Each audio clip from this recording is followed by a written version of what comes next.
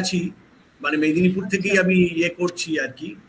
এখানে অনেক সময় লাইন খুব ফিবল থাকে, তো সেই একটা সমস্যা হয়। তো মাঝখানে একবার লোডশেডিং এর একটু হয়, কখনো কখনো সেটা হয়ে গেছে ফরচুনেটলি।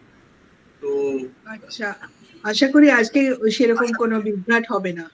আপনাদের সামনে কেমন আছেন অনেকদিন পরে? যাই হোক, অনেকদিন পরে। হ্যাঁ, সেই। আপনি কি এখানে আছেন না কেরালা আছেন? না, আমি কেরালাতেই আছি। খুব রেয়ারলি আজকাল যাই কলকাতা, খুব একটা প্রয়োজন হয় না আর কি, এখানেই আছি।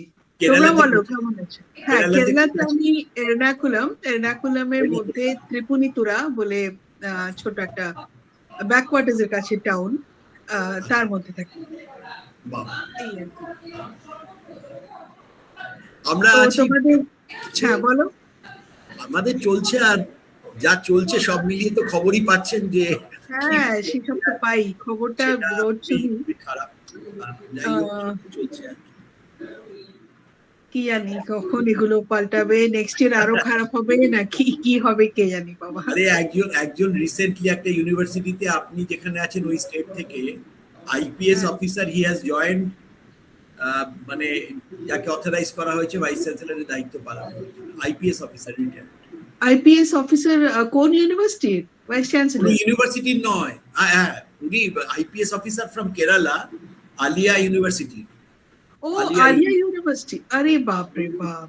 আর আমাদের একজন জাজ সাহেব ছিলেন, যিনি হচ্ছেন শুভ্রকমল মুখোপাধ্যায়, হাইকোর্টের জাজ ছিলেন, কর্ণাটক হাইকোর্টের চিফ জাস্টিস ছিলেন, আমাদের পরিচিত, কারণ আমার বাবা was also in legal profession, তো বাবা থেকে জুনিয়র ছিলেন।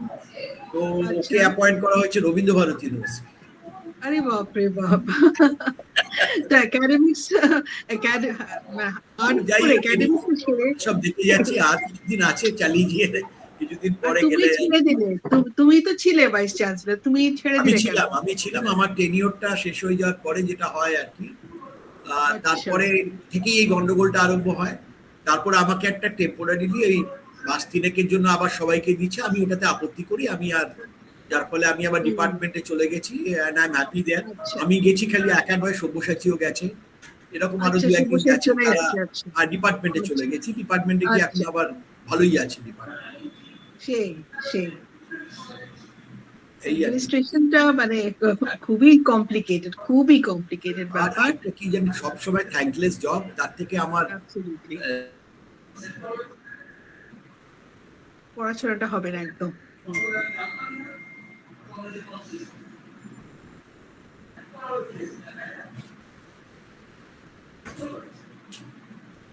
Blessing in disguise.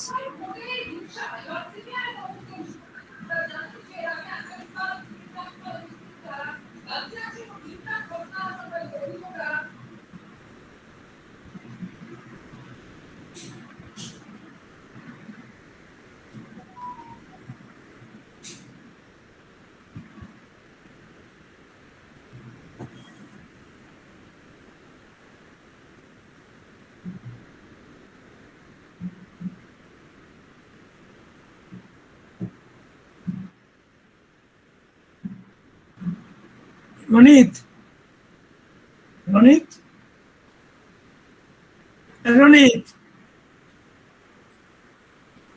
Hello Ronit. আর্তকে দেখছি। আর্ত, কেমন আছো? How are you?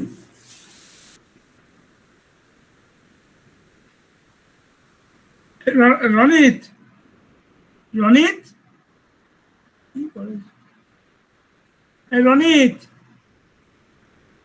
Hello Ronit,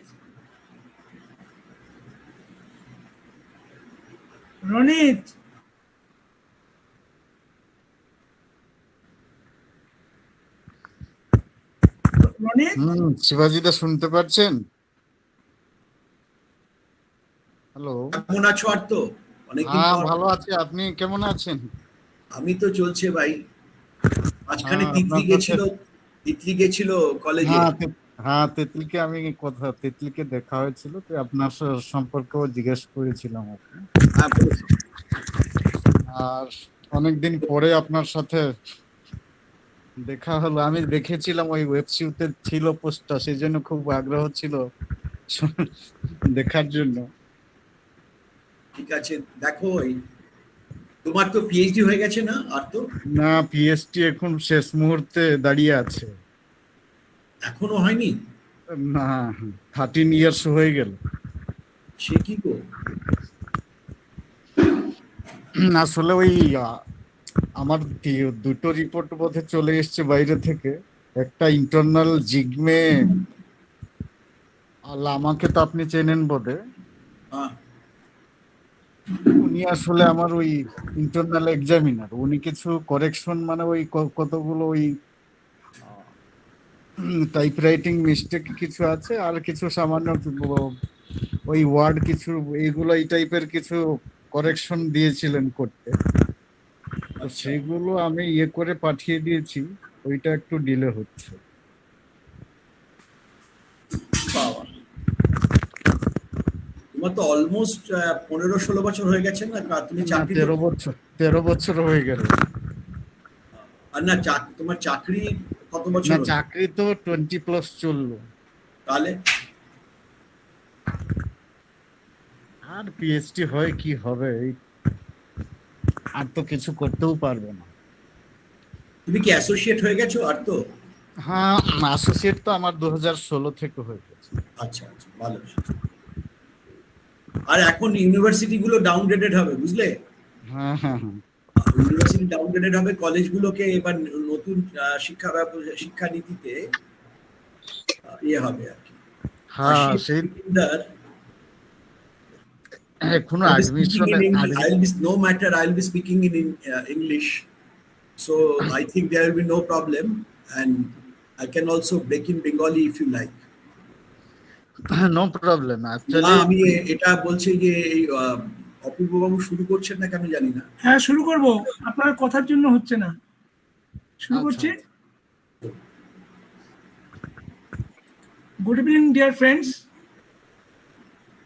First of all, I welcome all of you to today's webinar. Today's topic, reading Crisis in Civilization, the last phase of Tagore's Internationalism. Dr. Shibaji Basu, Professor, Department of Political Science, Vidyashagar University, and ex-Vice Chancellor, Vidyashagar University, will deliver today's webinar. Despite his busy schedule, he has accepted our invitation to deliver the lecture on webinar. So, on behalf of West Bengal Political Science Association, I express my sincere gratitude and thanks to Professor Basu. I also want to express my gratitude and thanks to our fellow colleagues who have attended today's webinar. Now, total program will conduct Amiya Mukherjee, Executive Member of our association. Thanks to all. Ronit, হ্যাঁ sir, হ্যাঁ শুরু করো। হ্যাঁ হ্যাঁ হ্যাঁ sir. Sir আপনি যদি চান আপনি স্টার্ট করে দিতে পারেন। আমরা প্রথমে একটু স্যারের কথাটা শুনে নেই, উনি প্রথমে লেকচারটা দিয়ে নিক। আমাদের যার যার যা যা কোয়েশ্চেন আছে আপনারা চাইলে সেটা এখানে কমেন্ট বক্সে লিখে দিতে পারেন।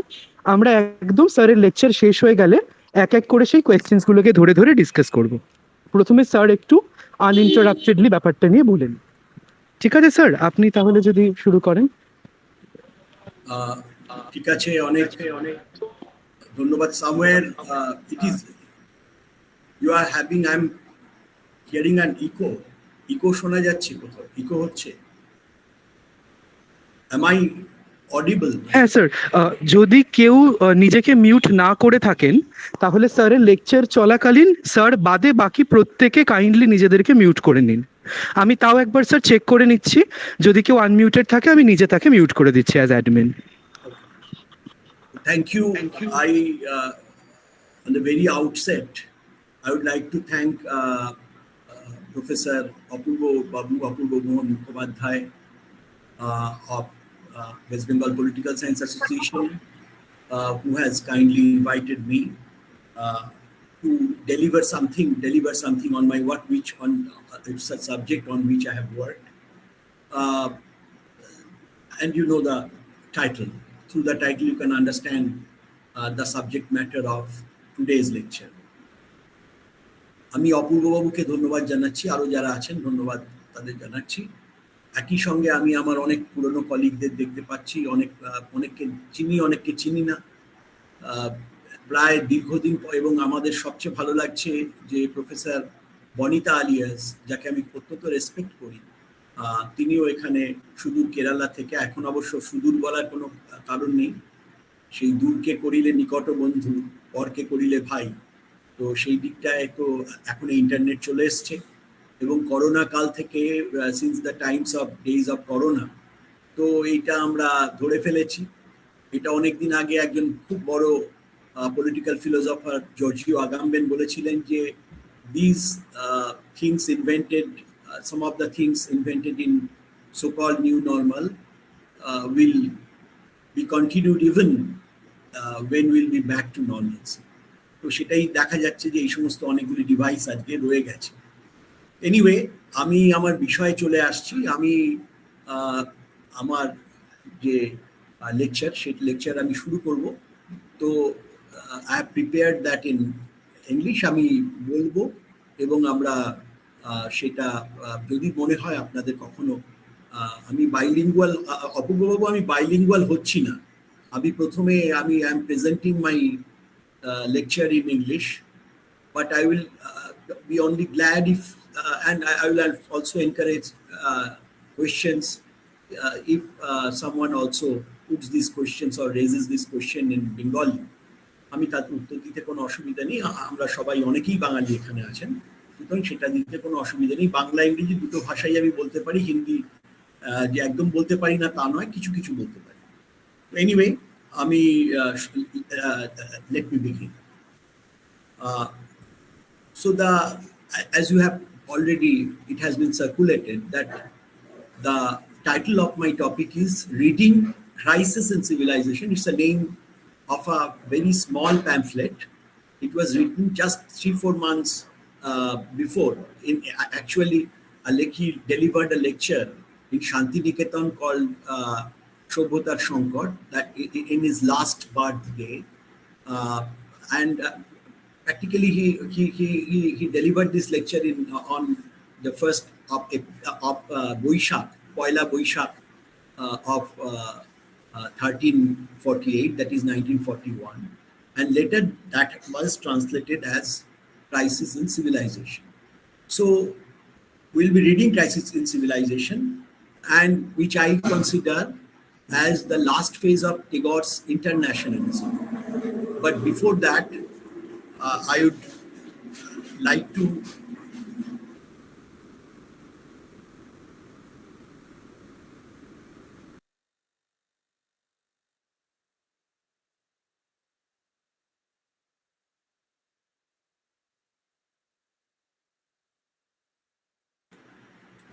I'm sorry for this very brief distraction. So এইটা হচ্ছে, so this I consider to be the last phase of Tagore's internationalism. So why this word crisis, and why this crisis? Why Tagore is referring this time as a very critical time, as a very, যেটাকে সংকট বলছেন, সেই সংকটের কথা কেন বলছেন? তো আমি let me begin. Apurva Babu, may I have, what time do I have? 30 minutes or 35 minutes? Sir, you can have it like for 1 hour to 1 hour 15 minutes. No, I would rather be happy if I find some questions, interesting questions or observations from you, and I also would like to find some time for interaction. So it will be, let me present it within 30 minutes, say 30 to 35 minutes. So as you know that there is a popular belief that Tagore was not a nationalist, but rather he was an internationalist. However, he was neither a nationalist nor an internationalist in the conventional sense of the term. Ideologies, and as you know, you are all from political science, that these two ideologies actually, as we know today, as in conventional sense, they originated in the West. So he sought to address these two ideologies originated in the West from his understanding of the Indian or Oriental perspective. That is, from the point of society and civilization. So what is Oriental or Indian according to Tagore? It is from the society. It is the way of looking in Orient, in India, according to Tagore. Society reigns over the state. Civilization is what matters. So he wanted to address this questions of these points of these issues of nationalism and internationalism from the point of society and civilization, and not from the perspective of modern state and power. So modern state and the question of modern power associated, the power associated with modern state, they came from the West, according to Tagore. Atma Shakti, or inner strength, born out of the positive, vibrant, and meaningful exchanges and activities within various parts of the society, without engaging state, was his answer to the Western state-centric notion of the nation. From 1890s to the initial phase of the Swadeshi movement, he held this position. So during Swadeshi movement, just before the partition of Bengal, which happened, which took place on the 16th October in 1905, just before 1 year from that time, in 1904, Tagore delivered one lecture called that lecture was known as Swadeshi Samaj, and it is compiled in a book of essays called Atma Shakti o Shamu. So Atma Shakti, or inner strength, that was Tagore's rather thesis, as which we can call as the alternative to the Western notion of the nation and nationalism.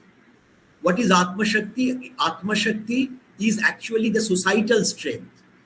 Atma Shakti, born out of the positive, vibrant, and meaningful exchanges and activities within various parts of our society, and this without engaging the state. That was his answer to the Western state-centric notion of the nation. And in that lecture, which was titled as Swadeshi Samaj, and why he delivered this lecture? Because there was a crisis of drinking water in that time, that is in 1903-04. Actually, rural Bengal was suffering from the shortage of drinkable water, and people, the youth especially, they were accusing the foreign colonial government, British government, that they are not doing anything to solve this crisis.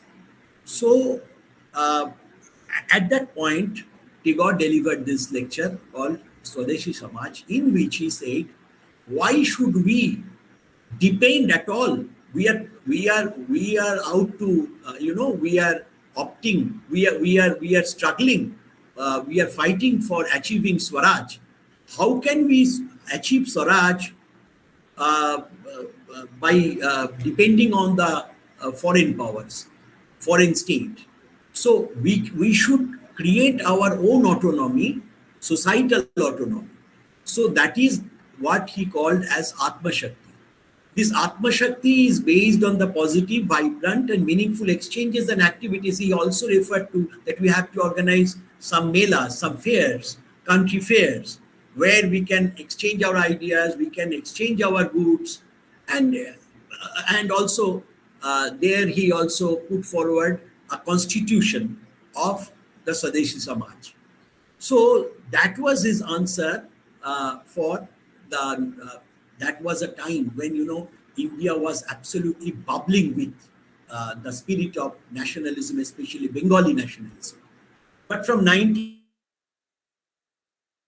Tagore also read Ernest Renan's famous essay on famous book on nationalism.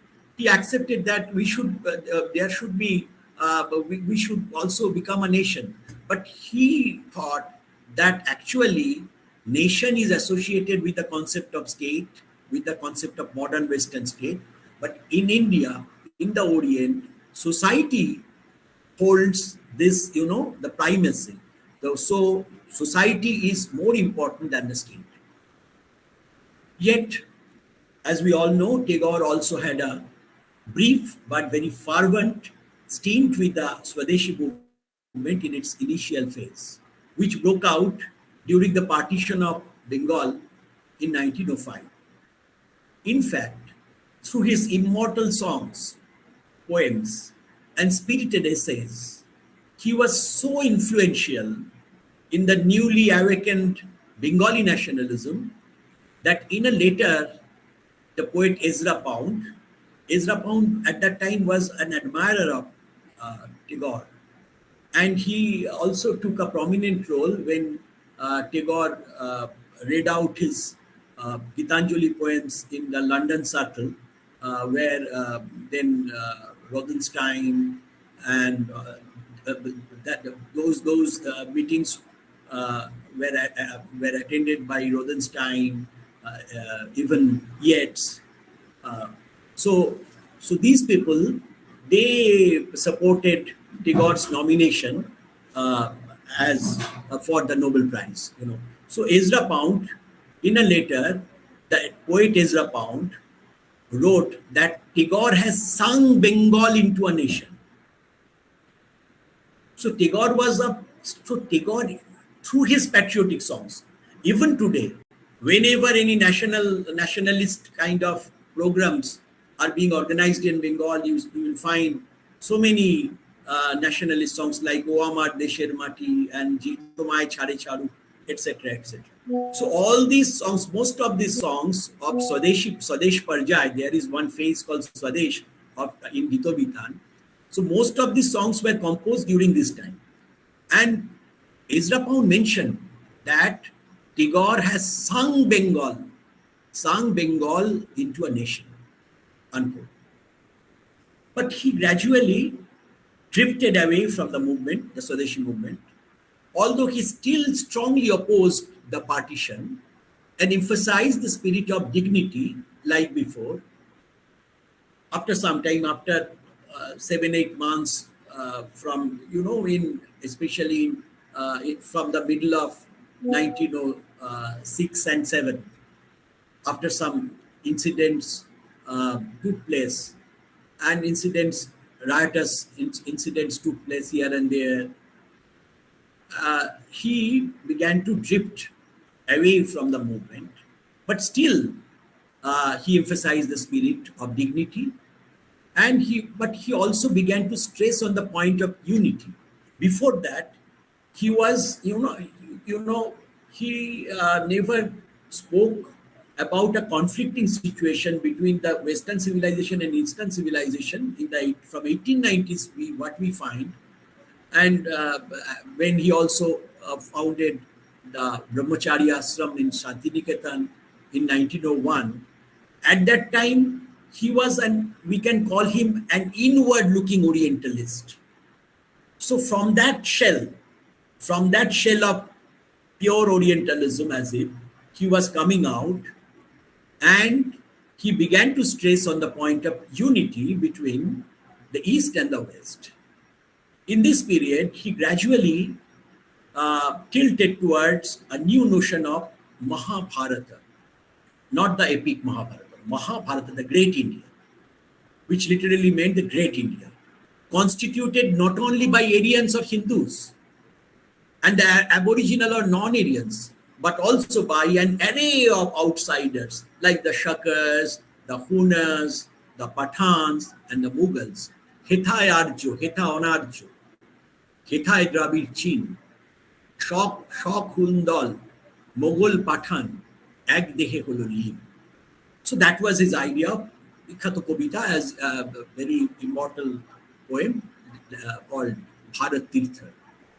A new identity of the Indian comprising all the inhabitants. And you have to also, I have to remind you, I remind you that during this time, he wrote his famous poem Gora, in which also the protagonist Gora, actually who was earlier very fervent Hindu nationalist, he discovered that he was actually a son of an Irish married couple, Irish couple, and at that time there was a deep sense of identity crisis in Gora, I think. But as the World War I was drawing closer, he was pained to find that Europe was turning into a battleground of chauvinistic aspirations based on hatred and non-tolerance for each other that clearly violated the unitary principle of human civilization. And you see, you'll find so many just before the World War I, his Bolaka poems were written, and Dur Hote Ki Shunish Mrittur Gorjon, and that's a fascinating poems, which that very poetically, very aesthetically, they depicted the horrors that were to come.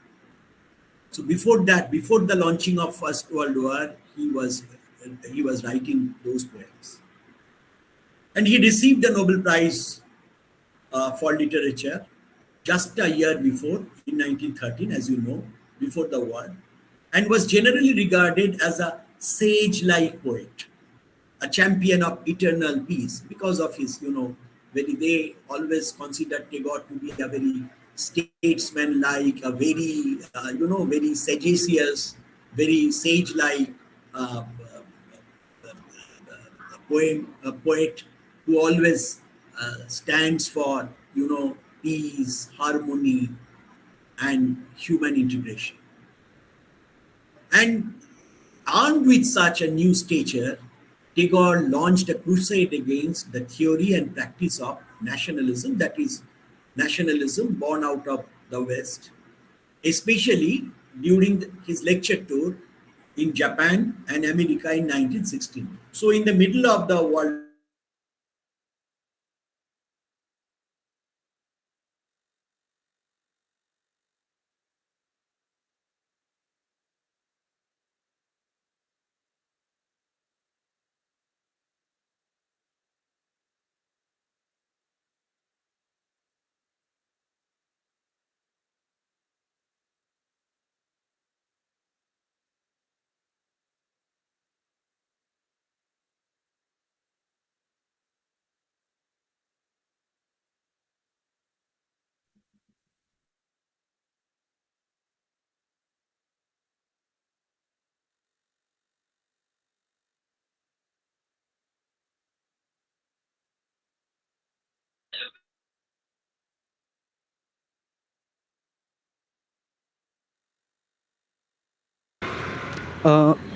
Hello sir, আপনার কথা শোনা যাচ্ছে না। I think কিছু technical problem হয়েছে আর কি। Hello sir, leave করেছেন একবার, আই থিঙ্ক উনি এক্ষুনি আবার রিজয়েন করবেন। কাইন্ডলি বাকিরা আপনারা একটু ওয়েট করুন।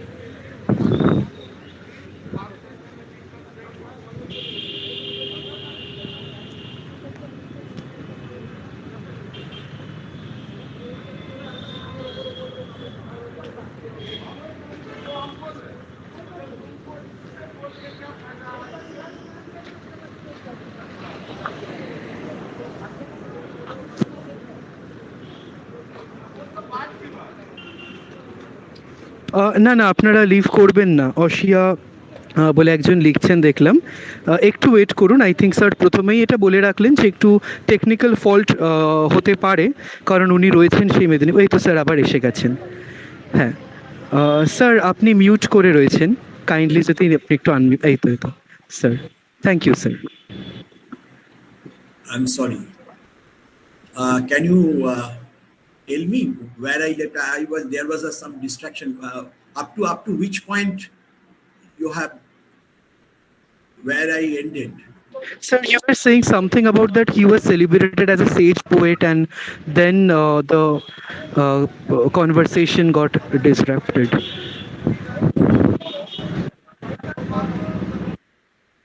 I'm sorry. Now, am I audible now? Yes, sir, you are absolutely audible now. So I'm repeating again, as the World War I, let me do it first, was drawing closer, he was pained to find that Europe was turning into a battleground of, the nationalistic, chauvinistic aspirations based on hatred and non-tolerance, and which clearly violated the unitary principle of human civilization. And just before war, as I was saying, just before war, he wrote his famous Bolaka poems. It's a book of poems called Bolaka, where he, expressed his agony, his apprehensions about what will happen in the forthcoming war. So he registered all these emotions, his feelings. He expressed everything in Bolaka poems, and one of his line is "Dur hote ki shunish mrittur gorjon ore," এইভাবে তিনি বলছেন। But just before 1 year, just 1 year before the World War I broke out, he received the Nobel Prize for Literature. And he was generally regarded as a sage-like poet, a champion of eternal peace. He was a spiritual figure for many Western people who were traversing through this devastating, war. For them, Tagore was a man where you can get solace, where you can get peace. And this peace, he represented the spirituality of the Orient. And armed with such a world stature, new stature, Tagore launched a crusade against the theory and practice of nationalism, especially during the lecture tour in Japan and America in 1916. And so you see, in the middle of the war, he undertook a lecture tour. He first went to Japan and then went to America, that is USA, and he delivered 3 lectures. And these 3 lectures have been later compiled as a separate book called Nationalism. And the whole book contains a scathing criticism of nationalism, which Tagore took as a Western evil. So he took nationalism as a Western evil. So while he is criticizing nationalism, we have to remember that he is criticizing the Western imperialist kind of nationalism. In this book, Tagore made a distinction, which he had done before, between the society-based Oriental civilization as represented by India and the Western nation and the Western nations. Thus, although there had been conflicts and clashes in India, for example, among various races, which settled in our country for over centuries, the differences were not very basic. There were clashes. There had been clashes. We had known, I'm quoting from Tagore, the hordes of Mughals and Pathans who invaded India, but we had known them as human races. We had never known them as a nation. But in case of the British, we had to deal not with human races, but with a nation. We who are no nation ourselves. And for Tagore, nation is a kind of an artificial, it's like an artificial machine. Nation, Western concept of nation, it is based on greed for power, it is based on selfishness, it is based on hatred for one another. And this led him to search for an alternative to the conflicting world in his own terms, without any influence of nation states and political parties. On 11th October 1916, while he was touring, he wrote a letter to his son, Mrigendranath, and he wrote from America, in fact, about his dream of making his school at Shantiniketan a thread of relationship between India and the world. The above letter was written during Tagore's lecture tour, in which he spoke on nationalism. And this letter bore the seeds of such an evolution. So from inward-looking Orientalism and from the days of very brief stint of his brief stint with the nationalist movements in Bengal, that is Swadeshi movement, he is now moving towards a kind of internationalism. But this internationalism, as I have began in the beginning, that this was not a conventional type of internationalism. This was not an institutional internationalism, which considered the nation state as the necessary cognitive and logical step towards internationalism. So conventionally, internationalism the term internationalism itself contains nationalism or nation. So if you don't have nation, how you can become international?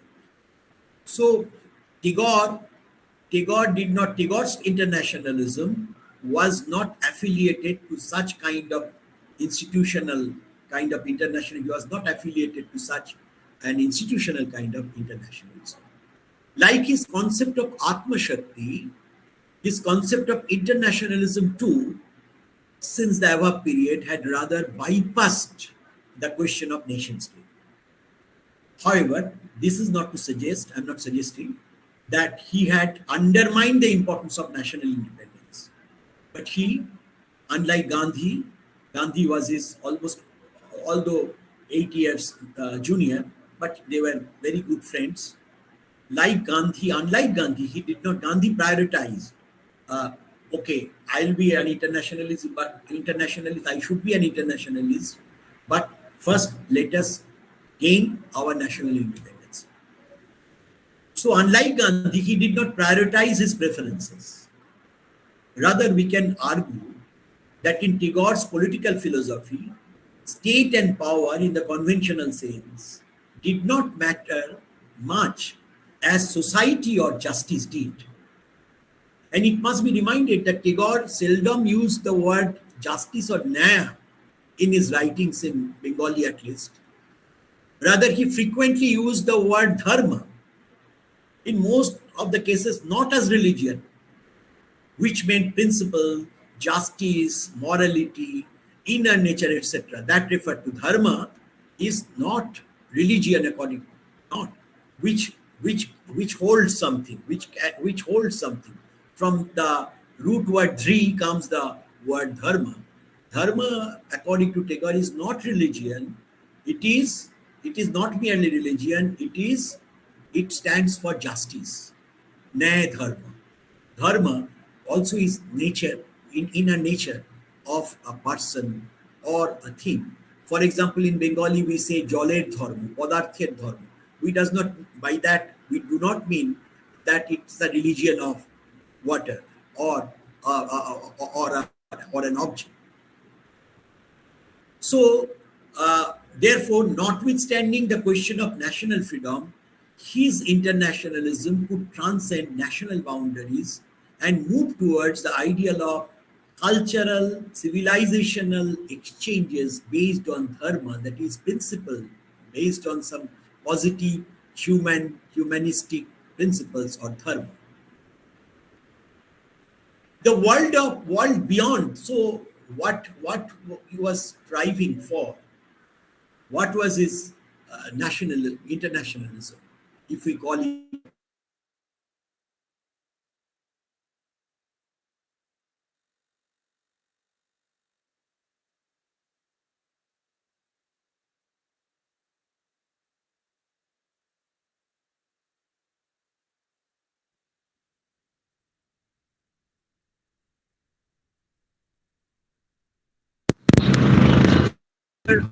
শোনা যাচ্ছে না, I think কিছু technical গন্ডগোল হয়েছে আবার।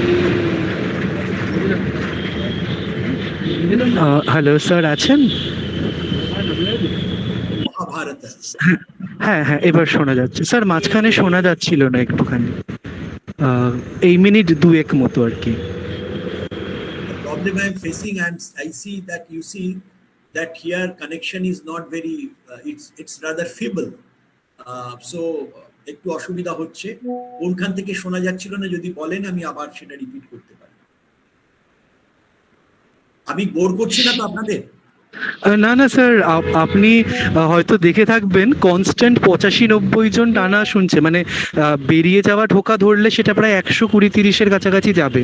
এবং generally তো sir আপনিও জানেন ওয়েবিনারে এত লোক হয় না, এবং মানে যখন আপনি বেরিয়েও যাচ্ছেন কনস্ট্যান্ট এখানে কমেন্ট আসে যে স্যার বলবেন তো বাকিটা, আমরা বসে আছি। তো একেবারেই স্যার উল্টোই response rather. Thank you so much. আমি ওভারওয়েলড হলাম শুনে, কিন্তু আপনি একটু বলুন কোথা থেকে আপনারা আরেকবার বলবো বা স্যার আমি এটা একটু ভুলে গেলাম, লাস্ট জাস্ট একটু 1-2 মিনিটই আর কি অফ হয়েছিল সাউন্ড। এই অ্যাকচুয়ালি হ্যাঁ, ধর্মা ইন কম্প্রোমাইজেস জাস্টিস, এই জায়গা থেকে exactly. What dharma for Tagore, and as we all know, it comes from the root word dri, you see. So from dri, which holds things. So this is dharma. So dharma does not mean religion. In most of the cases, it means religion, of course, but it is not religion alone. Mostly Tagore used this as interchangeably. Rather, he used it interchangeably with justice, morality, inner nature, etc. And therefore, notwithstanding the question of national freedom, his internationalism could transcend the national boundaries and move towards the ideal of cultural and civilizational exchanges based on dharma. That is on principle. Dharma also stands for principle and everything. And so Tagore could transcend it. So if at all we can call Tagore's internationalism, something as internationalism, that is not a conventional internationalism which thinks that from the nation state, Andrews, who is also known as Dinobandhu Andrews, Charles Freer Andrews, a Christian missionary, his friend for a long time. He was both Mahatma's friend and also Gurudev's, that is Rabindranath's friend. And in 1920, he wrote from abroad. He wrote, and there are books that letters from afar, in which there was a collection of letters, correspondences between Tagore and Andrews, where he wrote his mind in this regard.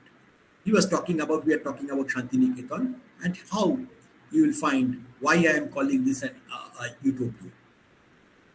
Shantiniketan, I am quoting from Tagore, must be saved from the whirlwind of our dusty politics. because, he says, I see more clearly every day what is the meaning of Shantiniketan. At that time, Mahatma was launching the non-cooperation. The West and the East are to meet in the coming age. He was always hopeful at that time, very hopeful. And there must be seats made for such meeting. Let Shantiniketan send her call through me for this union of spirit. So he was fully hopeful after this aftermath of this, in this aftermath of the very destructive, at this time it was called Great War, that is World War One. Everyone was very hopeful. Woodrow Wilson, it was, he's giving his lecture also about, very peaceful, very idealist kind of world. And at that atmosphere, in this atmosphere, so he is depicting Shantiniketan. So let Shantiniketan send her call through me for this union of spirit. Thus, Shantiniketan, a remote part of the East, was to act as the place of union between the East and the West. In another letter he said, and I am quoting again, Shantiniketan, it's a long quote, Shantiniketan is there for giving expression to the prayer of the eternal man, Asatoma Sadgamaya, the prayer that will ring clearer as the ages roll on, even when the geographical world to realize that true patriotism is for the spiritual kingdom, rather than for any crumb of favor thrown to her from her terrible political masters. So notwithstanding his love and respect for Western civilization, at many times he felt very uncomfortable in the voluminous riches of the mechanical West. He was at that time in America. And you see in America what he is seeing, he's observing this, rising of these high rises, skyscrapers, etc. Very mechanical kind of. In one book, Kafka also, Franz Kafka also described America like this. It's very mechanical, very, heartless kind of thing. So he said, civilization in the West, he was for civilization, but civilization that is modern civilization, Gandhi would call it modern civilization. Civilization in the West is a magnifying glass.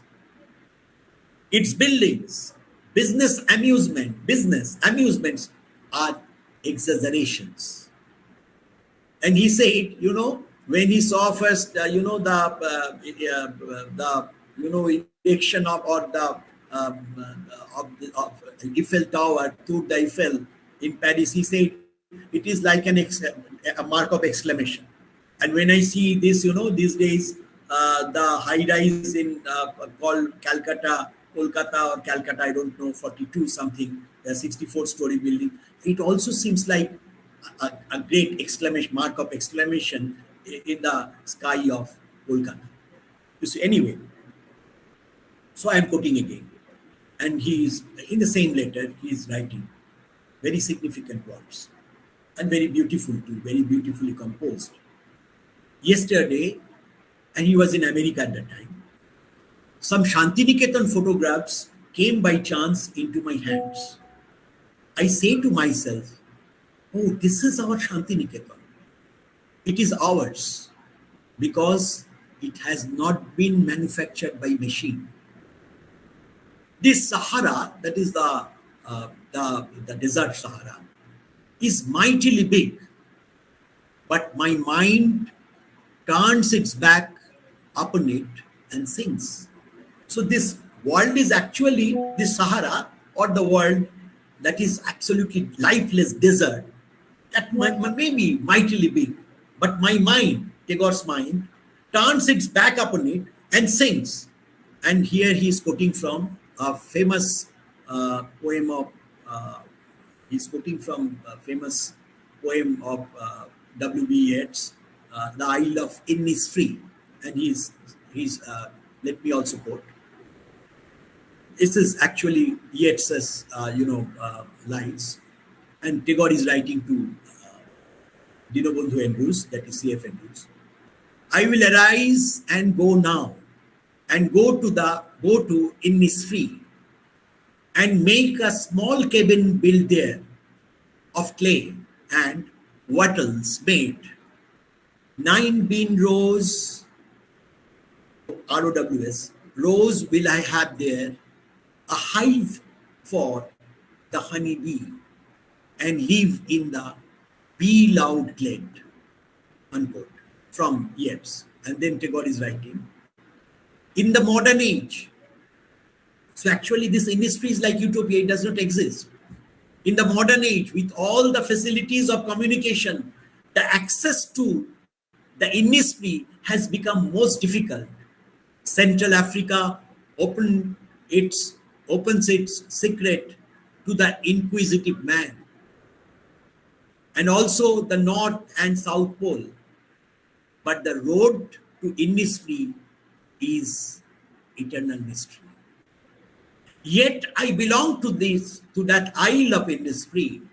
এবারে সবচেয়ে মোক্ষম কথা বলছেন, the main word. Its true name is Shantiniketan. So Tagore is admitting that it is like industry, a oasis in this desert of reality. So it is utopia. This ashram is also utopia. So all these ashrams, even Gandhian ashrams, you can call it, you can compare it later. You can also, the young scholars can also work on this. The concepts of ashramas, they of Tagore and Gandhi, that will be a good work, and you can also compare it with utopian, not ashramas, the settlements in the 18th and 19th centuries. Thus so Shantiniketan, yet I belong to that isles of industry. Its true name is Shantiniketan. Thus, the concept of Shantiniketan as a replica of the cosmopolitan human world, that is Viswa, turned out to be a utopia even for the poet. Yet, it was a utopia. Utopias are very important, We should not discard utopias. Yet, it was a utopia worth enough to strive for, worth enough to live for, Tagore knew, as we have seen, he was not allowed to share this utopia. Many Western visionaries he wrote in the Call of Truth, Satyer Ahvan, during his, polemical debate between Gandhi and Tagore at that time. He wrote it. Western visionaries were with him. He knew that good sense would ultimately, he hoped rather, he was very hopeful at that time, good sense would ultimately prevail in the presently misled West. He concluded his long polemical essay, The Call of Truth, which in Bengali is known as Satyer Ahvan, and which was later published as Call of Truth in Ramananda Chattopadhyay's modern times. Modern times, and in that essay, he said, he ended that essay with a ray of optimism derived from Upanishad King. Yo eka varna vasudha shakti yoga. Shall it not be our first duty in the dawn to remember him who is one, who is without distinction of class or color, and who, with his varied Shakti, makes true provision for the inherent need of each and every class, unquote. So that was his dream in 1920s. Now we are moving back to 1940s, when again a war had broken just a year before. 1940s, that from 39, But the hymns of Upanishads could not give enough solace to Tagore at the fag end of his life. Crisis in Civilization, written 3 months before his death, can be considered as the last testament of the poet. which has a tragic tone that saddens our hearts. So, with such, he began with such hopefulness, and he's ending with such a tragic note. The article itself is about a tragedy, the profound tragedy of the modern civilization everywhere in the world. In India, the British had acted as a cheap agent of this civilization. In a nostalgic mood, the poet remembered the good old days of his early youth, when people, the educated gentry, used to spend their days and nights with, I'm quoting, the stately. It is very available book, friends. I urge that some of you should go through it. Also, at least in Bengali, you can go through this short essay called Shobhota Shankar. And also it is also available, published from Vishwabharati. With the stately declamation of Burke, that is Edmund Burke, with Macaulay's long rolling sentences, discussions, orthat what he had seen during when he grew up in the second half of the 19th century. With the stately declamation of Burke, with Macaulay's long rolling sentences, discussions centered upon Shakespeare's drama and Byron's poetry, and above all, upon the large-hearted liberalism of the 19th century English politics. It was mainly through their mighty literature, Tagore reminded us, we formed our ideas with regard to these newcomers to our Indian shores. The impression of this liberal humanity of the English was so deep that even at the time of national movements, he's saying, we had not lost faith in the generosity of the English race. This impression lingered on the mind of the poet even in his last days. The days of graceless disillusionment. Graceless disillusionment. He could never remotely imagine that the great idols of humanity would end in such ruthless travesty. Many of his early writings too were, we have find he was very critical about the selfish, greedy and ruthless character of the mean Englishmen, the elements which Tagore equated with the characteristics of Western nationalism. In Kalantar, it's also a very important book of essays by Tagore. There is an article called Choto O Boro, that is mean and the great. So there were two types of English who were very mean and who were great. He found this great Englishmen in England, but whenever they come to India, he found that they become very mean, very selfish. So in the earlier writings, we find that in these earlier writings, a high spirit of hope and optimism, even euphoria, used to win over his doubts and anxieties about the future of the Western civilization. But this time, his dreams were broken, hopes were shattered, and virtually saw the future in the West, virtually saw this dark future in the West. Yet, as an unrepentant humanist, he knew that he should not submit and commit the grievous sin of losing faith in man. মানুষের প্রতি বিশ্বাস হারানো পাপ, সেই পাপ তিনি করতে চান না। And this time, he turned to the west, to the east. From west, he was western looking. He hoped that new rays of hope will come from the west and from the east, and this will be united. This will unite with each other, and together there will be a world beyond nationalistic chauvinism.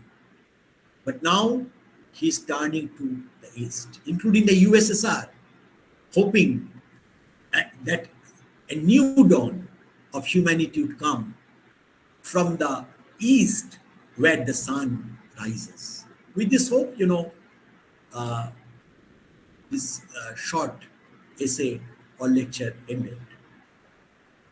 Tagore's lecture. Except for these last few lines of forced hope, this article sounds almost like an obituary of the Western civilization in anticipation. But for any contemporary student of politics, this tragedy or failure of the British or Western civilization also signifies the tragedy of the project of enlightenment / modernity. Modernity, this enlightenment-driven modernity rather. Born in the revolutionary age of the late 18th century, when America, that is United States of America, it was known as America at that time, rather American colonies, had just broken the yoke of colonial rule, and the French Revolution was knocking at the door. The ideals of enlightenment imbibed the best spirit of humanism established by the Renaissance and Reformation in Europe. Immanuel Kant, the most articulate philosopher of this age, wrote a small essay. It appeared in a newspaper, called "What is Enlightenment" in 1784, which placed most emphasis on the principles like freedom, reason, and the universalist spirit as the basic premises of the Enlightenment. In the post-French Revolution period, the principles like, as you all know, equality, fraternity, freedom, democracy, republicanism, and nationalism became the political buzzwords of Enlightenment. In short, the Enlightenment carried the message of emancipation of the subjugated, nationality-wise or class-wise. Class-wise, as you know, also, Karl Marx's ideal, he was also a modernist. He also believed in the ideals of enlightenment in a broad sense of the term. So nationality or class, subjugated nationality or class-wise, and freedom-loving people.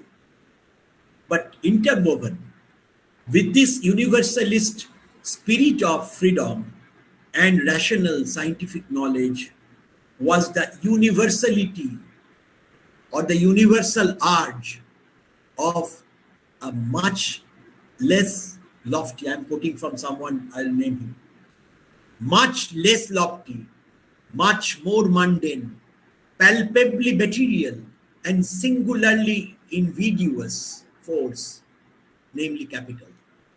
I was quoting from Partho Chatterjee, and Parthoda's famous book, now famous, The Nationalist Discourse and the Colonial World, a Derivative Discourse, and the last chapter. And to quote from Partho Chatterjee, from at least the middle of the 18th century for 200 years, reason with capital R, that is universalist reason, has traveled the world piggyback, carried across oceans and continents by colonial powers eager to find new grounds for trade, extraction, and productive expansion of capital. Thus, according to the post-colonial scholar like Partho Chatterjee, the success story of the universalist rationalism, which upheld the ideals of scientific knowledge and humanist culture throughout the world, was also the colonial tale of success, the success of the colonial powers. The former, that is universalist rationalism, could not be conceived without the latter, that is the colonial power. In fact, the ideals of universalist rationalism, Western rationalism, they came with the establishment of these colonies. The former could not be conceived without the latter. And here lies the tragedy of a romantic humanist like Tagore. As one of the best representatives of the Bengal Renaissance, which drew its inspiration directly from the Western knowledge and culture, Tagore thought of the Western civilization as the embodiment of knowledge and culture which according to him were positive qualities of a civilization.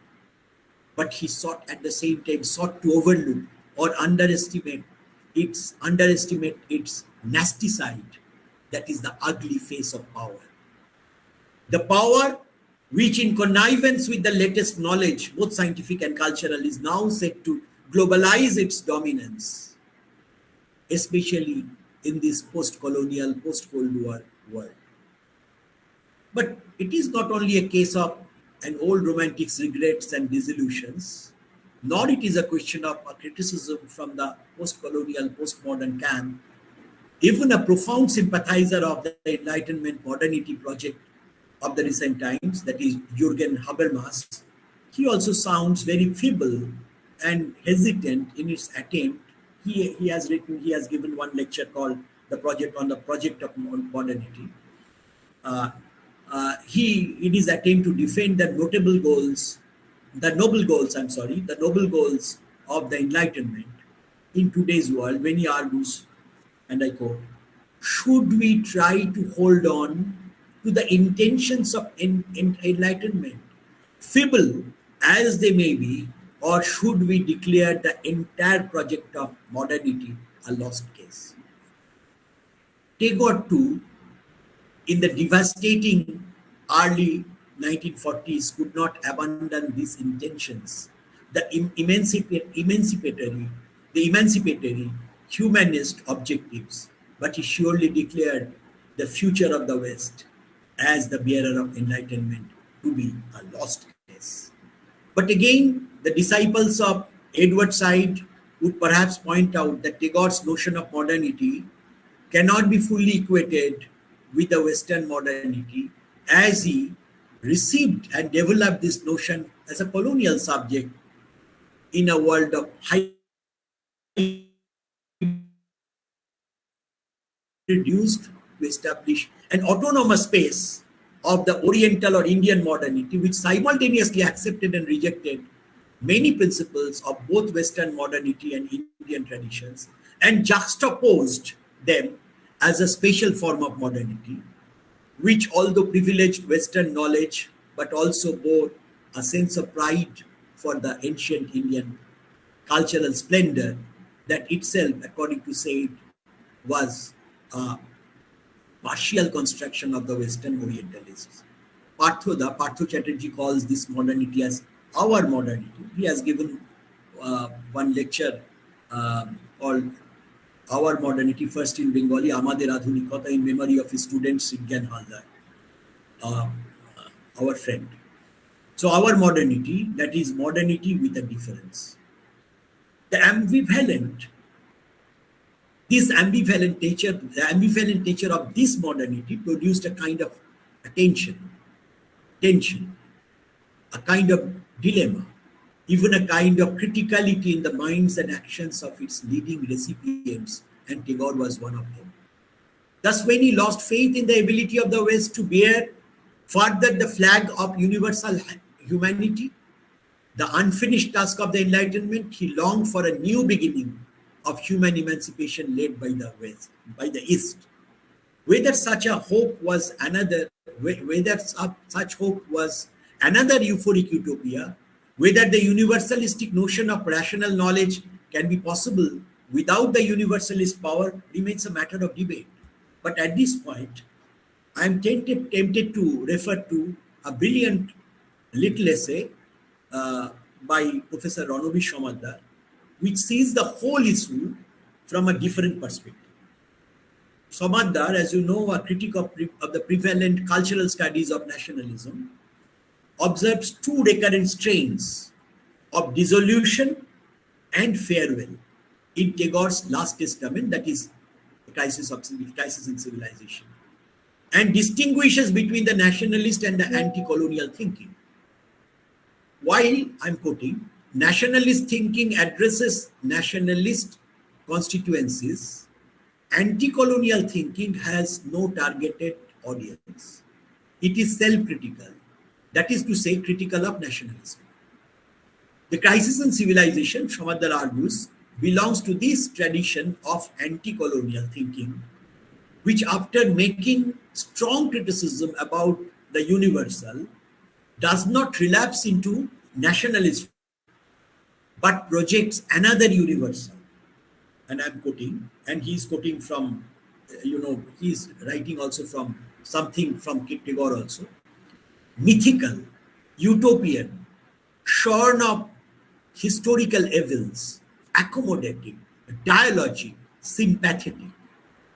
These are the virtues that Tagore associates with one who will come from the East, from the hovels, whose advent is awaited by mother who is in extreme anguish at the way humanity is behaving. Some mother does not mind whether the above hope is dream or utopia. He rather valorizes dreams and utopias as the basis of hope and resistance and holds. There has been hardly any other way in colonial world to counter the reality of power than by becoming utopian in political thinking. Thus, in his view, Tagore's essay is an instance, this essay that is this Crisis in Civilization, is an instance of how the colonized has shown at times astonishing capacity to make transition from the realistic criticism to the utopia, which double up the criticisms and become thereby the most volatile critic. If we care to see the Crisis in Civilization from this viewpoint, especially from some others' viewpoint, then the whole site of this essay becomes a site of hope and resistance, a site of a new politics, of alternative universal, alternative internationalism, free from the nationalist play of power. Perhaps it also inaugurates the moment of an alternative internationalism. Thank you very much. Thank you for bearing me out for such a long time. Thank you very much, sir. Ladies and gentlemen, this was Professor Shibaji Pratim Basu, as we all know. He is a professor in the Department of Political Science with Rural Development in Vidyasagar University, Midnapur. He was also the Vice Chancellor there, again, which is very much a well-known fact in the political science community. His famous book is on the poet and the Mahatma, engagement with nationalism and internationalism. I do not emancipate a political science student who does not have heard the name of this book before. And if we actually start listing out the journals, the articles and chapters he has written so far, I think that will actually be longer than 2-3 webinars, as we all know him. So that was his lecture. Let's come to some observations and questions. I would like to interact. Sure, sir. Okay, so if anyone has any question, kindly raise your hand. You can see another option here just after the unmuting and starting the video option, where you can raise your hand. If you raise your hand, we will ask you to take your name and you can come up and ask your question. Okay, Kaushik Shen has raised his hand. Kindly unmute yourself and go for the question, sir. Kaushik Shen. Acha, he has written that in the comment box, sir. He has written, why growth of nationalism in the colonies is linked to an anti-colonial movement. I repeat, why growth of nationalism in the colonies is linked to an anti-colonial movement. Sir, would you like to answer this question? Sir, you are muted, sir. I think I would like to take one or two more questions, then I will answer. There is nothing to answer. This is just a forum of discussion. I think you are all political scientists, or so anti-colonial. So there is a distinction. Nationalist movement, according to the Marxist, the nationalist movement is a movement. It's a pan kind of movement. It is a very multi-class, caste, community kind of movement. Actually, the Marxists do depict they analyze this or describe this this nationalism as a bourgeois ideology, because in the grab of this nationalist, in the struggle, they assemble popular support in the name of nationalism. Actually, the bourgeoisie, they grab power when the national freedom is achieved. So that is their argument.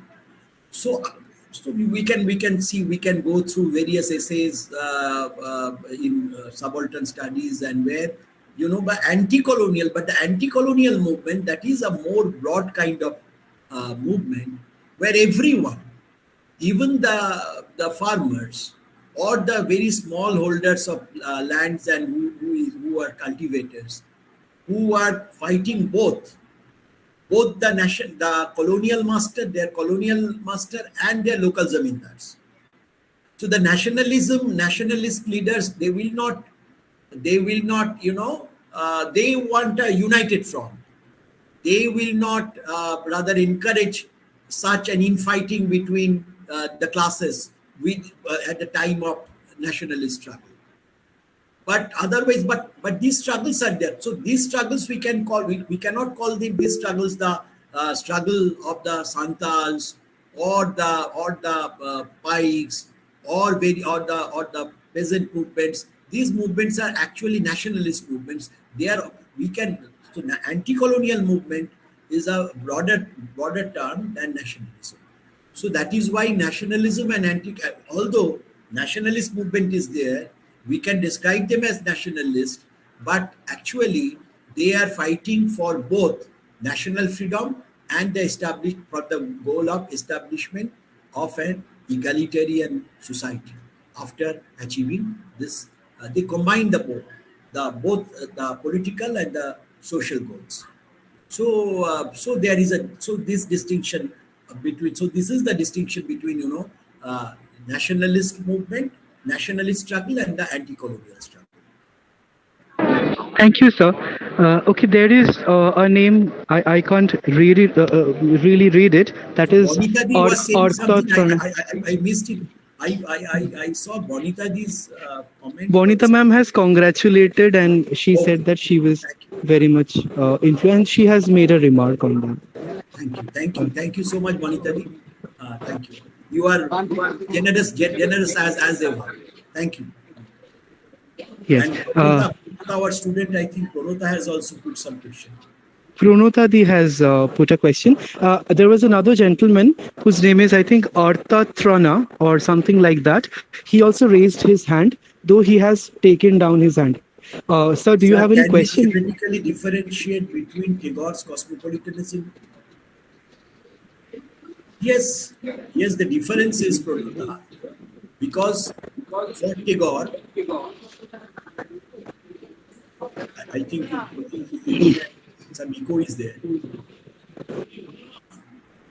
So for Tagore, individual is there, the society is there, an individual enmeshed in society and its culture, and then beyond the state stands the world.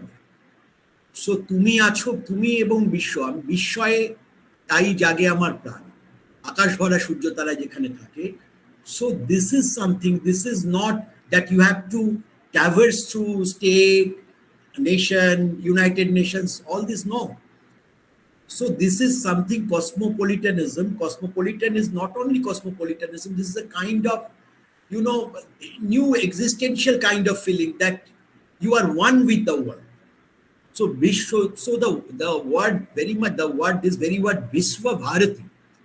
Vishwa Bharati. What is Vishwa? Vishwa is the world.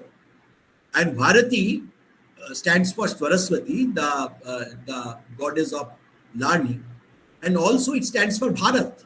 So it is, when you approach the Vishwa, the world, from the point of Bharat. So that also, Vishwa Bharati also means it is something from the, it is something, this is something oriental. This is, you are approaching the world from the point of India. India who was Matar Mata, Shabar Matar Mata. You are the mother of all mothers. So, Desher Matite jeta bolchen. So, this is something that India, from your approach, he was approaching from India beyond the state. So, this state-centric kind of nationalism, internationalism, it belongs to the Western world. In India, he says that we have seen clashes within the between the races or tension within the society, but we were least bothered about who is becoming a king or a Nawab or a Badshah or a Sultan in Delhi. Our society went on as it went on. It goes on. It is going. It used to go on as it went on. Since time immemorial, for thousands of years. We don't care. The Oriental people, we didn't care. So that is a kind of Orientalism. I'm not only. I'm also critical of this idea of Orientalism, whether it was also a construct of the. That is a big question raised by Edward Said. Thank you so much, sir. Thank you. Thank you. Okay, anyone? আপনারা বাংলাতেও প্রশ্ন করতে পারেন। আমি খুশি হব দু একটা প্রশ্ন যদি বাংলাতে আসে। আমরা we can also answer. একজন বলছিলেন যে she cannot understand Bengali. I think she has now understood. I have delivered everything in English. I'm conversant in both the languages. I'll be happy only if some big questions from Bengali. Yes. What is universalism, sir? Shagorika or Moon? Shagorika ma'am, if you would like to unmute yourself and ask the question. Now, she has asked, what is universalism? So, universalism is something generally associated with the ideal of enlightenment of the late 18th century. Universalism. It is rather universalism. বাংলায় বলবো? No sir, I am from Odisha. Okay. Sagarika. So universalism with capital U, universalism is associated with universal rationalism.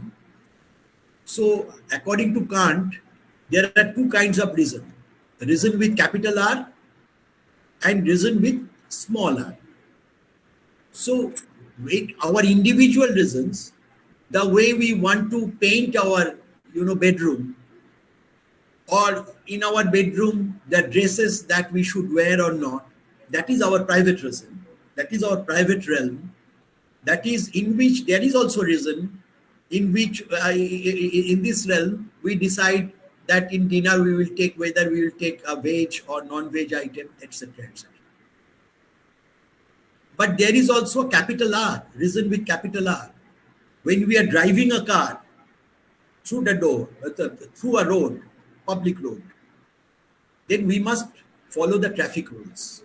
That is universal. We must keep to the left in India. We must keep to the right in Europe or United States there. Otherwise, there will be accidents. So for the public, there is some which we can call in the public realm, this universalism, without that universal application of law, without the universal or uniform application of reason, without the universal, by this logic, universal application of economy, without this universal application of communication, railroads, etc., everything, we cannot move on. So this universal rationalism in public domain will lead us to progress. Ultimately, what is the matter? What is the object of this enlightenment? We will move. This will lead us to progress. We will achieve progress. So this is universalism. So it is universal everywhere. This rationalism. For example, now in India, this national educational policy. This is universal, at least in India. So now they are saying, no, you cannot frame different syllabuses in different states. Now there should be one India, one this, one that. Shagorika Mund and Raja Muhammad. Well, Shagorika ma'am, do you have any other question to ask? Shagorika ma'am, any other question? Okay. Then Raja sir, you have raised your hand. Kindly ask your question. Milon Acharya has also commented something. Okay, he has made a comment. Okay. Sir, there is a question from Bijoy Mondol posted in the comment box. That is, sir, is there any difference between spirit of West and nation of West? Thank you, sir. I repeat the question. Sir, is there any differences between spirit of West and nation of West? Yes, that is what Tagore was saying. That is, Tagore was writing about. That the spirit of West, for Gandhi also, Gandhi also in Hind Swaraj, he is criticizing this Hind Swaraj, that is the modern civilization. So this modern civilization is basically state-centric, state-driven, capital-driven, this kind of, based on conquest of colonies, through the spread through this conquest of colonies, expanded through. So all these are,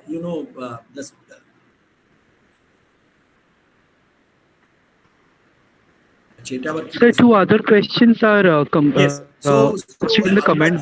So yes, so this is but the nation is a modern concept, but Tagore was emphasizing. Tagore he stood for the fruits of the civilization.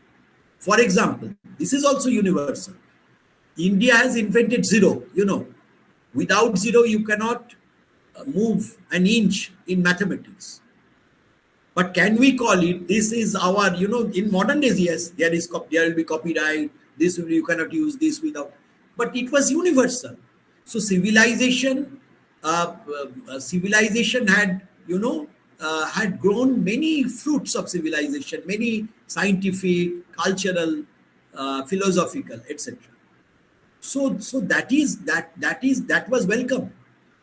But the spirit of the nation is basically, you should also read, I cannot tell everything, you should go by this book, Nationalism. There you will find the definition of nationalism. When he is saying he is not actually against any particular nation, he is against the general concept of, general idea of the nation itself. And Arthatran, you were asking something. Let me see in the box. What is the basic difference between Edward Said and Tagore on Orientalism? Tagore never knew something called Orientalism. Orientalism, in fact, is a book by Edward Said, published in 1978. Edward Said basically was a professor of English, taught in Columbia University, and he worked on the Conrad's novel The Heart of Darkness, and he was influenced before him also, people like Frantz Fanon and others also.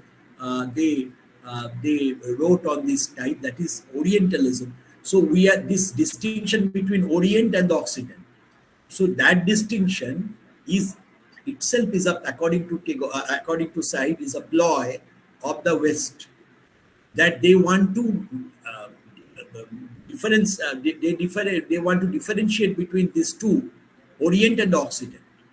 And you will find the echo of this in the writings of Rudyard Kipling, when he wrote that, oh, the East is East and the West is West, and never shall the twain meet. So this kind of, আমি বাংলায় বলছি ভাই, একটু পরে আমি এটা বলে নিয়ে আপনাদের বাংলায় বলবো.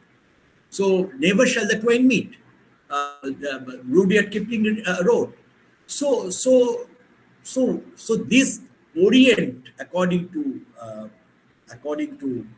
Edward Said, this Orient was a construct by the Western scholars, like William, the founder of Asiatic Society, and in Asiatic society and others. So there was a kind of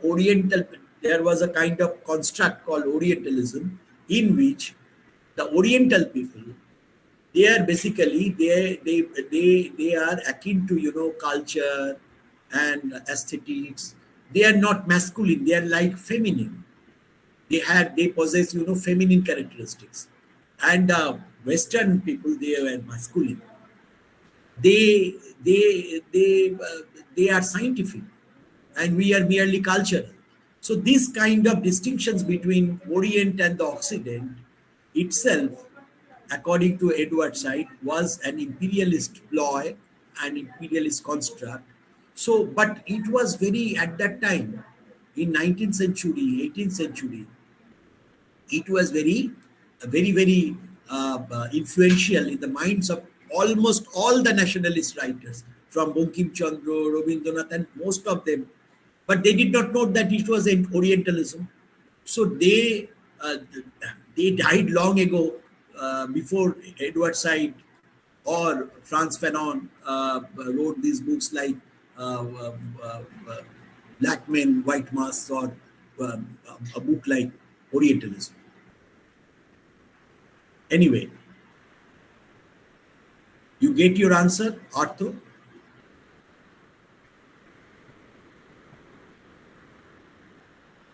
Sir, 3 more questions are already dropped in the comment box. In fact, the same person has asked another question regarding Mahabharata, just 2 texts before the text that you have addressed. I can take 1 or 2 questions in Bengali. I will take 1 Bengali question. Sir, কেন আধুনিক সভ্যতায় ঠাকুরের জাতীয়তাবাদ থেকে, মানে রবীন্দ্রনাথের জাতীয়তাবাদ থেকে আন্তর্জাতিকতাবাদের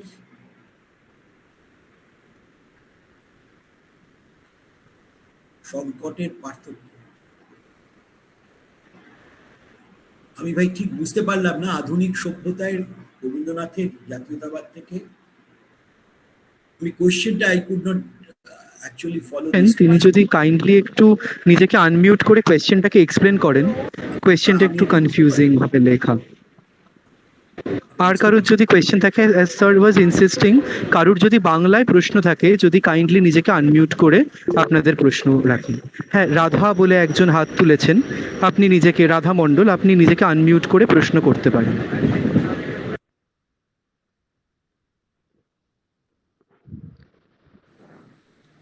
হ্যালো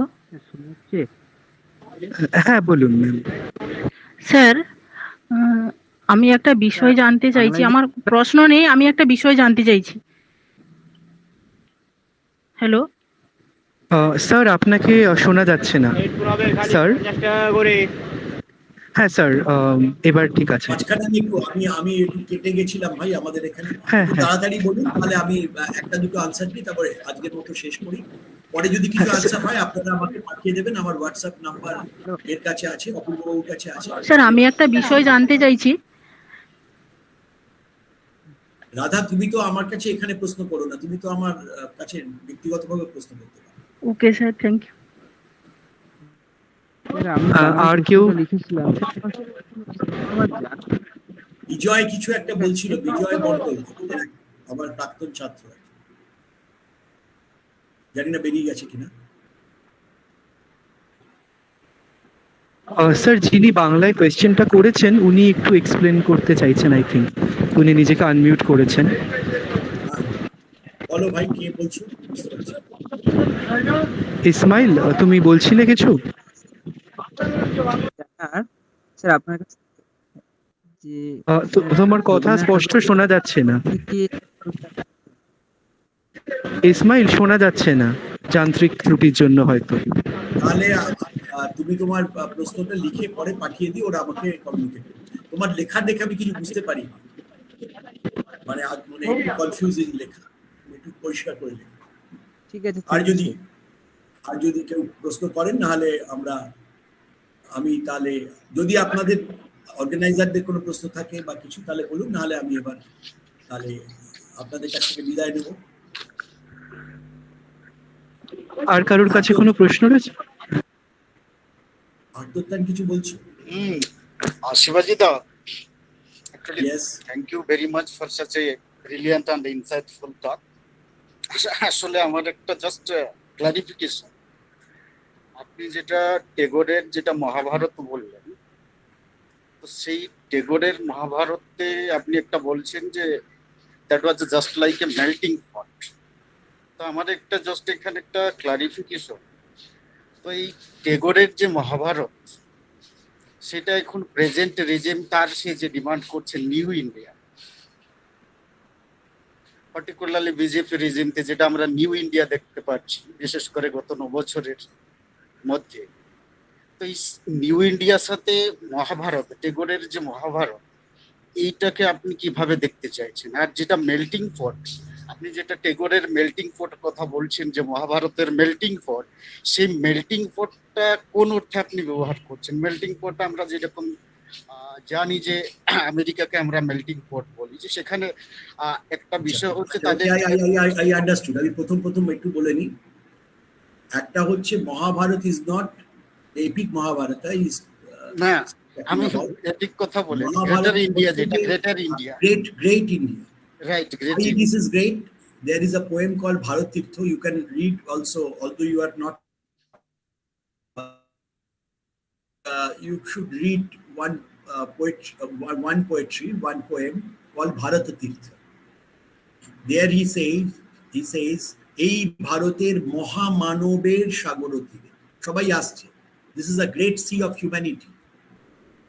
তার মধ্যে একটা জায়গায় আছে, হেথায় আর্য, হেথা অনার্য, হেথায় দ্রাবিড় চীন, সখুন্দল পাঠান মোগল, এক দেহে হলো লীন। So this এক দেহ, this is India. This is Indian civilization. This is this great India. This is not of only of this we are. For example, anthropologically যদি দেখি, আমরা কি, আমাদের পরিচয়টা কি? আমাদের মধ্যে তো মিক্সিং হয়েছে, প্রচুর মিক্সিং। আমাদের মধ্যে দেখবে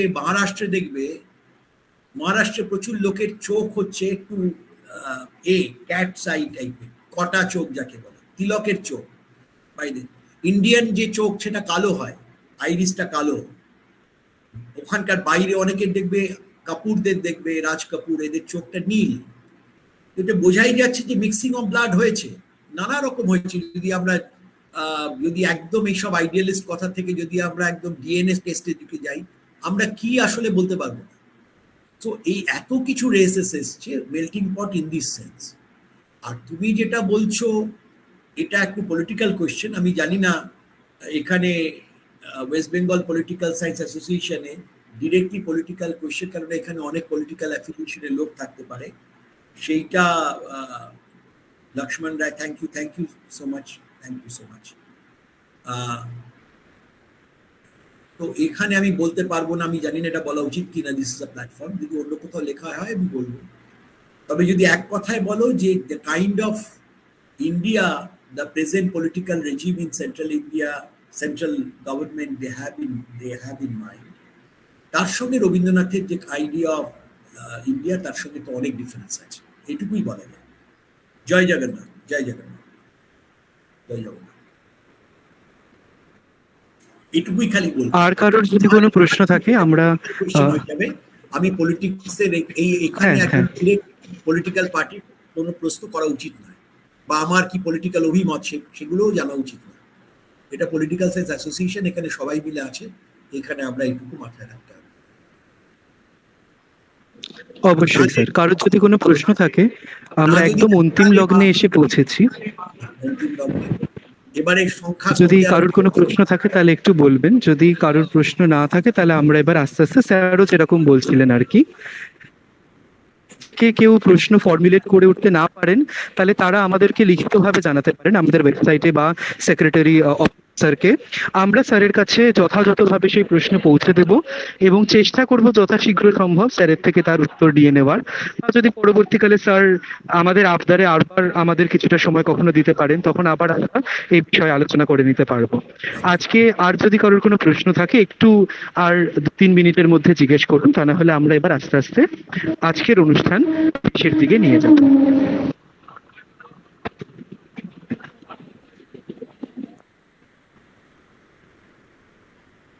ওয়াজ টেগর আ ফেমিনিস্ট? 18 পর্যন্ত একটু ওই অর্থে ফেমিনিস্ট নন, কিন্তু উনি সেই অর্থে ফেমিনিস্ট বলা যাবে না, but he was rather he tried in his own way, he tried to understand the mind and problems of women.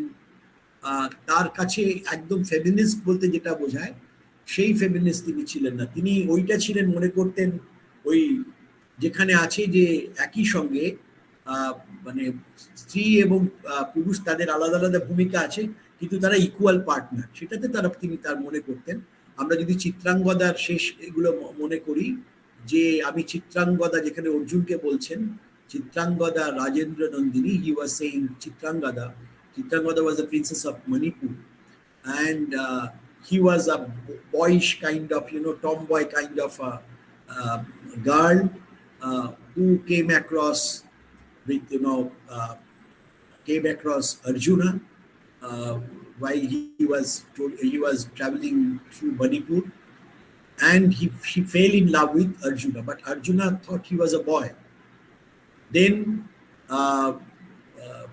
by a magic of, he rather pleaded to Madana, the god of karma or love, or Cupid. He was like a Cupid, and he blessed Chitrangada with a beauty like a woman, and Arjuna became very fascinated by her beauty, and he proposed Chitrangada.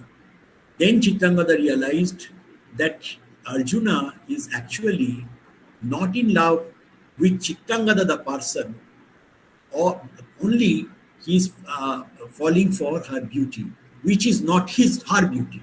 That was given blessed by Madana, he got this beauty. So Chitrangada then he said, take away my beauty, and he introduces herself as Ami Chitrangada Rajendra Nandini, and he says, Jodi amake pashe rakho, if you keep me by your side, then you will find that I am a comradely person. So that was his concept. Tagore was not a feminist in this sense. Thank you so much. Anyone else? আর কারোর কোনো প্রশ্ন রয়েছে? আর ভাই প্রশ্ন হলে এবার আমি ক্লান্ত হয়ে পড়েছি। এক্সট্রিমলি সরি স্যার, আপনাকে এতক্ষণ ধরে আমরা ধরে রাখলাম আজকে। আমাদের অনুষ্ঠানটা, হ্যাঁ স্যার কিছু বলছিলেন? না, এরা বলছে সব মুগ্ধতা জানাচ্ছে, আর কি বলবো, অনেকে আমার ছাত্র বা ছাত্রের মতো। ঠিক আছে, থ্যাংক ইউ, আবার যদি পারি আসবো। আমি বোর করিনি তো ভাই আপনাদের?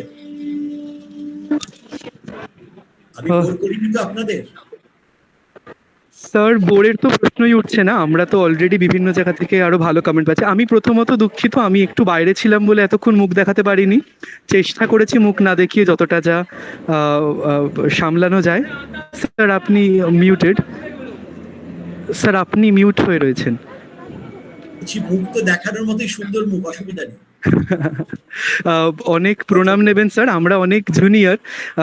আমি অনুষ্ঠানের সমাপ্ত ঘোষণা করবার আগে, আমি রিসেন্টলি পাস আউট। আমরা যখন স্যার পড়াশুনো করতাম, আমাদের সময় একটা পলিটিক্যাল সায়েন্স সার্কেলে জোক বলা হতো যে যদি রবীন্দ্রনাথ ঠাকুর, মহাত্মা গান্ধী এবং ন্যাশনালিজম এই তিনটে শব্দকেও একসাথে উচ্চারণ করে, তাহলে তার সাথে প্রফেসর শিবাজি প্রতিম বসুর কথা উচ্চারিত হবে না, এটা হতে পারে না। হ্যাঁ, আমরা স্যার আপনাকে, আমি যাদবপুরে পড়ার সময় বিভিন্ন সময় দেখতাম আমার অনেক সিনিয়রের ভাইভাতে আসতে।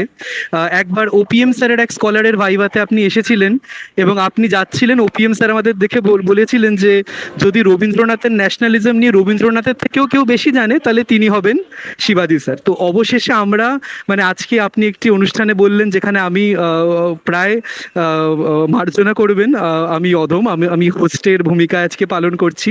আমার কাছে খুব গর্বের জায়গা যে এরকম একটি দিনে আমরা আপনাকে পেয়েছি। প্রচুর প্রফেসরস বা অনেক সময় আমাদের আগে থেকে কোয়ারি এসেছে গত 2-3 দিন ধরে যে স্যার কটার সময় আসবেন। অনেকে 7টা, 7:15 থেকে স্যার লগ ইন করেছিল যাতে পেয়ে যায়। প্রথম 100 জনের মধ্যে, এবং সত্যি সেরকমই পরিস্থিতি ছিল। 90-95 জনের উপর উপচে উঠছিল আমাদের ওয়েবিনার। এখন আমি ইউটিউবের স্ট্যাটিস্টিক্স জানি না, সেখানে পরে আরো দেখা যাবে। এমনকি কোয়েশ্চেন অ্যান্সার সেশনেও 50 থেকে 70 জন, যাদের হয়তো নিজেদের কোনো প্রশ্ন ছিল না, তারা পর্যন্ত মুগ্ধ হয়ে শুনেছেন এবং তারা কমেন্টেও লিখেছেন। আমার মতো একদম জুনিয়র স্কলার বা টিচারের থেকে একদম সিনিয়র লোকজন প্রত্যেকে আজকে, এবং বহু প্রতীক্ষিত এই আলোচনা। আজকের দিনে জাতীয়তাবাদ খুবই গুরুত্বপূর্ণ বিষয়, রবীন্দ্রনাথ খুবই গুরুত্বপূর্ণ, গান্ধী খুব গুরুত্বপূর্ণ। এই সবগুলোকে মিলিয়ে আপনি যেভাবে স্যার সমস্ত দিকটা ধরে আজকে বললেন, আমরা সত্যিই অত্যন্ত গুণমুগ্ধ হলাম, খুবই আপ্লুত হলাম আপনাকে আজকে এতক্ষণের জন্য পেয়ে। আমাদের যদি স্যার কোনো ভুল ত্রুটি থেকে থাকে, আপনি নিজ গুণে কাইন্ডলি মার্জনা করে দেবেন। অ্যাসোসিয়েশনের WBPSA এর আমি একজন লাইভ মেম্বার। হ্যাঁ হ্যাঁ হ্যাঁ, রোহিত বাবু ছিলেন, উনি পড়িয়েছিলেন আমার মাস্টারমশাই, তখন থেকে লাইভ মেম্বার। যদিও আমার আশা হয় না, তবে আমি ভালো লাগলো অপূর্ব বাবু আমাকে যোগাযোগ করেছেন। পঞ্চানন্দাও আমার খুবই পরিচিত, ঘনিষ্ঠ। যাই হোক, থ্যাংক ইউ সো মাচ, আপনারা এসেছেন, আপনার সাথে আলাপ হলো। আপনার নাম বললেন? আমার নাম স্যার রনিত মুখার্জি। আপনি কি করেন? আমি স্যার দুটো কলেজে গেস্ট পড়াচ্ছি, একটা বেদান্ত কলেজ, একটা কিশোর ভারতী ভগিনী নিবেদিতা কলেজ। আর তাছাড়া আমি প্রফেসর তানসেন সেন, উনি নিউ ইয়র্ক ইউনিভার্সিটি সাংহাইয়ে রয়েছেন, ওনার রিসার্চ অ্যাসিস্ট্যান্ট হিসেবে কাজ করছি। এই মোটামুটি। Great. I hope I hope that there will be a great future of you. অনেক অনেক ধন্যবাদ স্যার, আপনাদের আশীর্বাদই তো আমরা মানে এটাই পাথেয়। বাকি সমস্ত শ্রোতাকেও আমি তাহলে হ্যাঁ স্যার, আমি সবাইকে আমার তরফ থেকে ধন্যবাদ জানাচ্ছি। অবশ্যই অবশ্যই সমস্ত শ্রোতা বন্ধুদেরকেও ধন্যবাদ ধৈর্য ধরে শোনার জন্য। আমাদের সেক্রেটারি প্রফেসর অপূর্ব মোহন মুখোপাধ্যায়কে অনেক ধন্যবাদ। তিনি যেভাবে এই অনুষ্ঠানগুলো নিজ দায়িত্বে এগিয়ে নিয়ে যাচ্ছেন, তাতে আমরা প্রত্যেকেই আরও নতুন করে ইন্সপায়ার্ড হচ্ছি। তাছাড়া আমাদের প্রফেসর পঞ্চানন চট্টোপাধ্যায়, আমাদের প্রেসিডেন্ট, তাকে অনেক ধন্যবাদ, তিনি যেভাবে আমাদের নেতৃত্ব দেন। এবং কৌশিক চক্রবর্তী, আমাদের ট্রেজারার, তিনি যেভাবে লজিস্টিক্স হ্যান্ডেল করে। এনাদের প্রত্যেককে আলাদা করে একবার করে মেনশন করে রাখছি। এবং এগেন সবাইকে ধন্যবাদ জানাচ্ছি, এবং সব থেকে বড় কথা স্যারকে আমি ধন্যবাদ জানাচ্ছি তার মূল্যবান সময় থেকে সময় দেওয়ার জন্য। আজকে তাহলে আমরা এখানে শেষ করছি। শুভরাত্রি সকলকে।